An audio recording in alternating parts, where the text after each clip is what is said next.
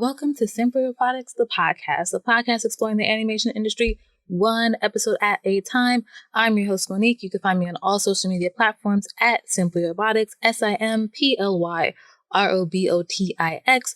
And when listening to the show, remember to use the hashtag SimplyRoboticsPod to join in on the conversation. So, if y'all only knew the struggle I have been going through to get this episode out. So let's just before we jump into the episode, let's just have a little us time, okay? Just us. So not work itself, but I feel like the whole working from home, working at home, living at work, which is in your home, which is in your bedroom, which is maybe you have a living room space and a kitchen space, you can rotate the spaces that you're working from home has started to finally get to me a bit. And I did share this on Instagram. I got a promotion in July. So this promotion is on a different project than the project I was hired on last fall. I'm actually about to make a year at the company. Whoop whoop to me. And so there's just been some adjustment to the team. The team's amazing. It's a really, really good production management team. The artists are cool. The directors are cool. But it's you're, just learning to work with people, learning people's different styles, communication styles, all that sort of stuff. And then doing my job, and then my job changing, which is not different from stuff I've done before, but it's definitely, I'm laughing because I'm trying to think of words, but it's definitely more intense with the whole being virtual thing. So it's just been a lot of communications, helping artists get set up on software. They're having tech issues, internet issues, all sorts of issues like that. We have a screening deadline rapidly approaching. So it's just that we're all since I've started in July, there's been a multitude, I'm saying a multitude it's been a lot, but it has been a lot of people that have joined our team afterwards. And it's just kind of been non-stop, just trying to help and support everyone, pick them up to speed. And it's tough working from home already during this time. And I understand it's also tough starting a new job.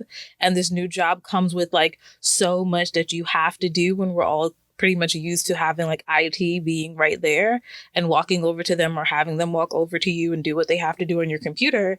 And then that's it. So all that aside, that's been one aspect. We are, we have our events planned and locked in for Diverse Tunes for the rest of our 2020 year, which is really great and really amazing.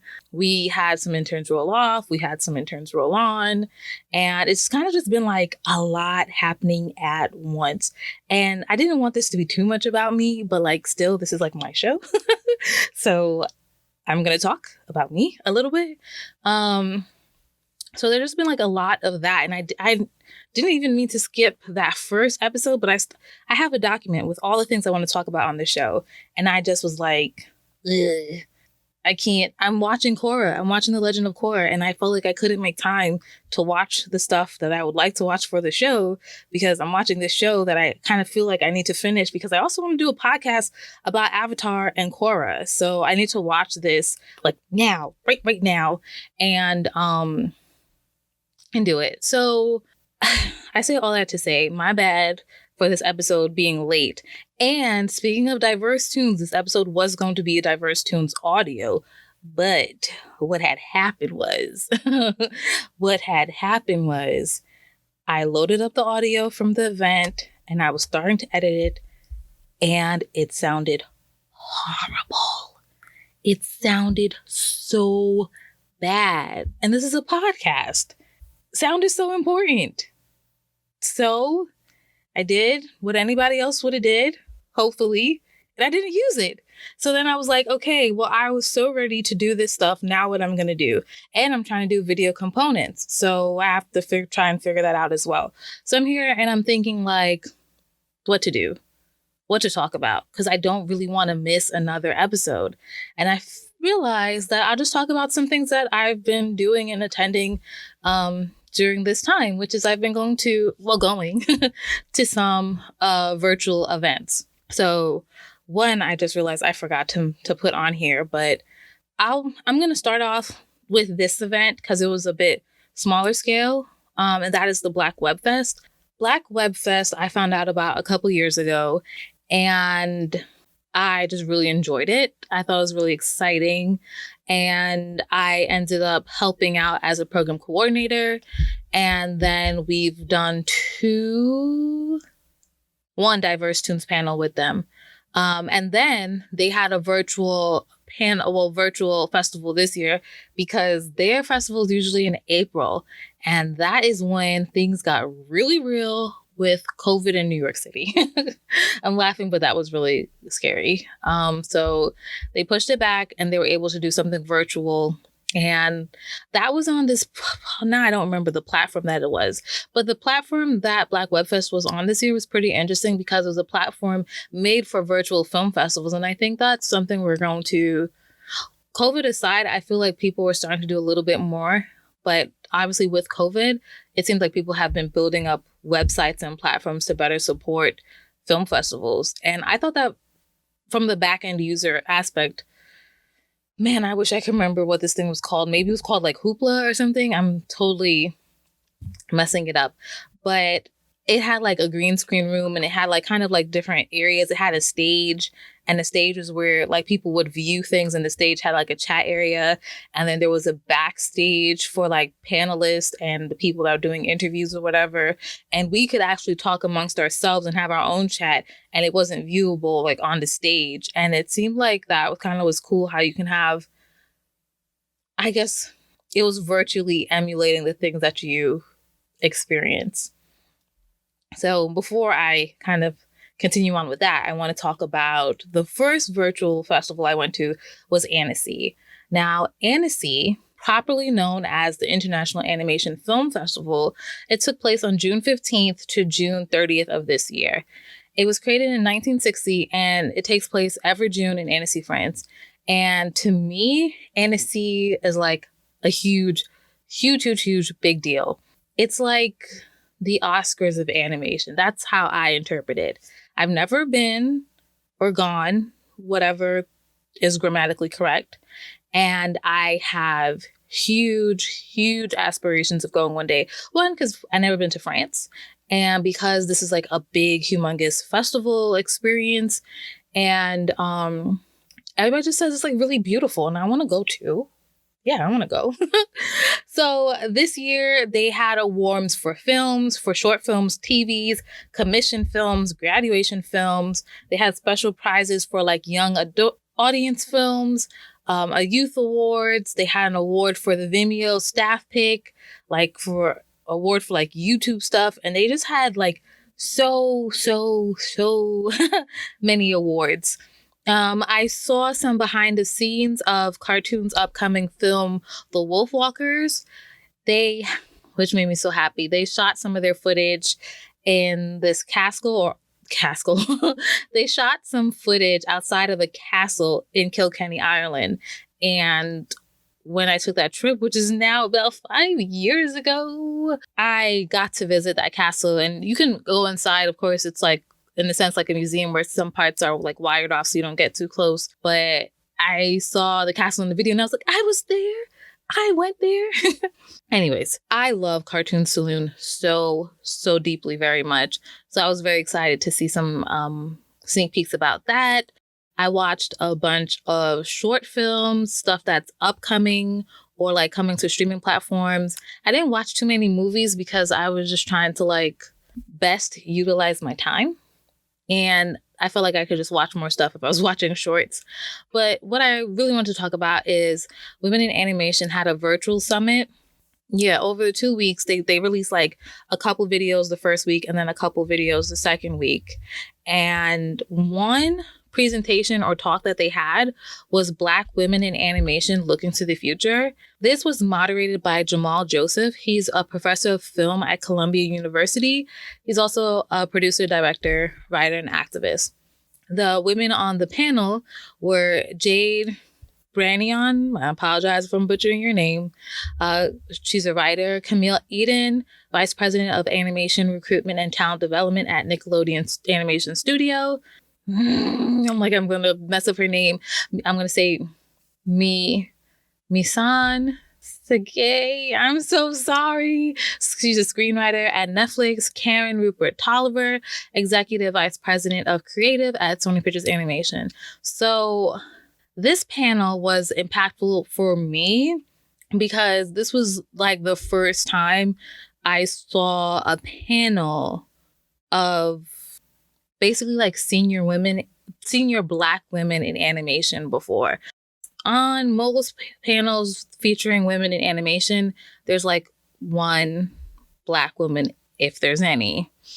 And at this time, there's like 1, 2, 3, 4.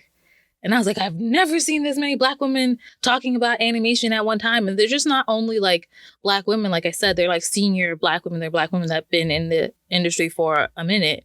So that was just really exciting because there's just so many Black women, I'm sure, that just like gave up on animation because they were just struggling. It didn't seem like things were happening for them and they didn't, it's just like, why keep going at this thing if like I'm facing sexism or racism or ageism even because like I'm young and I'm trying to change the world or something like that. And they just drop out of the industry for whatever experiences that they had or reasons. And to kind of see like what could be my future up there on the screen was just like really inspirational. And I was like, I need this. I need this right now. So with that being said, prior to recording this episode, I did go to the Women in Animation website and I found out that they did finally release all the videos from their virtual summit. But I must have missed the announcement because like I would have tweeted it. So don't worry because I got you. And in the event description, in the episode description, I have a link to the Women in Animation virtual summit. And, if you click through the videos, there's a video of basically like an artist tour, like here's my workspace, and yours truly gave a little bit of like, here's my desk, and this is what working at home looks like for me. And thank God that's about to change. I'm giving my work from home space a facelift, a much needed facelift, because I can't anymore.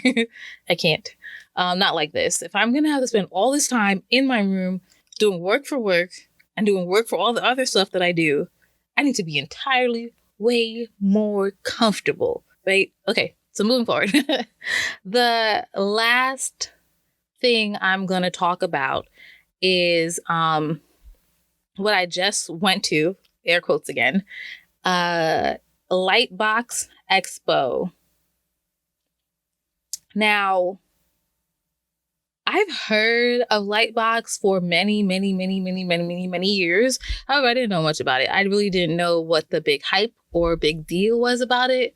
Like, I thought it was more so like along the lines of like a SIGGRAPH or a CTN or something like that. And for those of you that are unaware of what those things are, SIGGRAPH is like a humongous big deal. It's an international conference thing. CTN is like, again, one of the biggest animation specific conferences.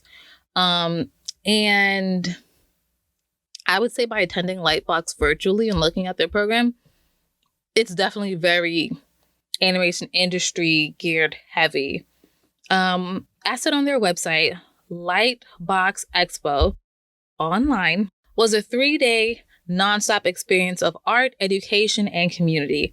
They have opened up the website so that a few of the many sessions that happened during that weekend could be viewed for the public. And what was really dope is I believe Lightbox lowered admission to be just like $1. So I think that the fact that they've made the stuff accessible to the public now, it doesn't sting the people that paid the admission fee because it was like just $1 and you're kind of like donating for a better cause. It was truly a 3-day non-stop experience. I mean, like I was like glued to my computer chair. Friday, it seemed like the website had crashed a little bit in the morning because people were trying to log in and it wasn't working. And I'm here trying to have stuff loaded on like my desktop computer so that I can do my work on my work laptop and have things playing in the background. And like, it was a struggle up until maybe like 4 or 5 p.m., whatever. Then things started moving. Very similar to conferences, I found myself scrambling because most of the things that were happening on different platforms. So I'm scrambling from one talk or one demo or one like group artist hangout to another because stuff is happening on Twitch or Instagram Live or YouTube or like, I don't, Zoom. Yeah, stuff was happening on Zoom too. So you're like, which link? Where am I going? Right? So that in some strange way really did bring about the feeling of running from, oh, it's in this room. It's in this auditorium. It's in this whatever, blah, blah, blah. It's outside and you're running from different location to different location if you were in person. So some of the stuff that I didn't list it, but there was Latinx in Animation had a talk about like getting your stuff into film festivals. They had another talk of just like studio talk. A bunch of animation studios like Netflix, Blue Sky, Nickelodeon kind of had like Ask Me Anythings or like Day in the Life of Production Management. Blue Sky, which was so cool. So my last year at Blue Sky, there were a bunch of like junior storyboard artists that came on, and two of them, Esteban and Steph, were giving a demo at Lightbox, a storyboard demo. And I was like, part of me wanted to be like, look at my babies. Like, you know, they're not that much younger than me. But I was so freaking proud to see them giving a demonstration and talking about being a board artist for Spies in Disguise and like things that they learned, sharing tips, you know, and resources to other aspiring storyboard artists trying to break into the industry. I was just so proud. I was just like, wow, it was just awesome. So then there was this, I would call it like a Black artist virtual meetup kind of thing, where like a bunch of the artists were all drawing on this one thing. I don't know the program, but I thought that was pretty interesting that everyone's logging in and they can just draw collaboratively on this bigger picture. So that was cool. And they were just having like, you know, casual conversations. There was this other conversation about, I guess like cultivating your idea for like an original story and the different steps you have to go to and the research for concept and kind of just like that whole creative process. I watched something because I'm, you know, doing the stop motion stuff about like building armatures, but it was specifically for sculptures. So I was looking for what I was doing, but it was still kind of okay. I watched some stuff about like watercolor and traditional media. Yeah, so that was just about it. So I've also linked the Lightbox Expo online stuff down below if you just want to click around and see some of the stuff that's available. The things on Twitch I think are going to only be available for like another week because Twitch gives you like 14 days to keep stuff up. A lot of the stuff on YouTube were unlisted. So they're going to be listed on the Lightbox website or they're like on Instagram Live stuff is gone. Zoom stuff is gone too. I don't know how much of that was recorded, but it hasn't been posted. So in all, that's kind of it. I'm looking forward to continue to check out these virtual film festivals and conferences. The same weekend as Lightbox Expo Online, Autodesk, which is a 3D software brand, if you will. It's similar to like how you have Adobe is the parent company. They have all these sub program software. Autodesk is a parent company that has a lot of programs for 3D animation. And they had their own little like weekend expo. The Toronto International Film Festival also happened this weekend. And I wanted to attend that. I really did. But I could not do Lightbox and the Toronto International Film Festival the same weekend. And unfortunately, I don't wish I did that instead. I just really wish I could have done both. And I think that's something that we're going to continue to run into as well for like the next 6 months is like so many festivals had to like push their dates back if even they're doing stuff this year, and it's kind of just gonna be a little bit on top of each other. But that's the things that I went to. I've enjoyed everything that I've been to so far. And if you have any, or if you're aware of any film festivals, animation festivals, or whatever that's coming up, let me know. You know, maybe we can go together. And tell me, what kind of virtual functions have you been checking out? What have you been, you know, have on your list to attend? Did you set your like calendar reminder to like sign up, or like this is happening this weekend? What's going on? What are you doing? To keep it moving, as far as next episodes, I'm ready to get some guests back on here, right? Like, let's start having some people. Once I finish Legend of Korra, I can go back to like watching movies for some movie reviews and stuff like that. And man, I only have a couple other diverse tone audio like events, and I really need to check out how they sound, because I wanted to show them on this platform, but if they don't sound good with speakers, they're going to sound horrible in your ears with your AirPods or your earphones or your headphones or whatever phones you're using. They're going to sound so bad. So I have to just figure that out. But anyways, this was just a short episode, just kind of like checking in, letting you know what I'm doing, giving you something, because something is better than nothing. And I like podcasting and I like doing this stuff, so I don't want to not do it. Again, you can find me on all social media platforms at Simply Robotics, SIMPLYROBOTIX. If you're listening on an iPhone and you have the podcast app, it's a little purple button. Go ahead, leave a little rating. If you don't listen using that, if there's a rating feature, you should do it. But all that aside too, like when you listen to the episode, just like let me know. Message me, screenshot, I don't know, something, comment. It's dope to see who's listening and also how far the show is going. I would love to know, if you are not in the United States, where are you listening from? But anyways, let me get out of here so I can go do some stuff to continue bringing you stuff. Bye.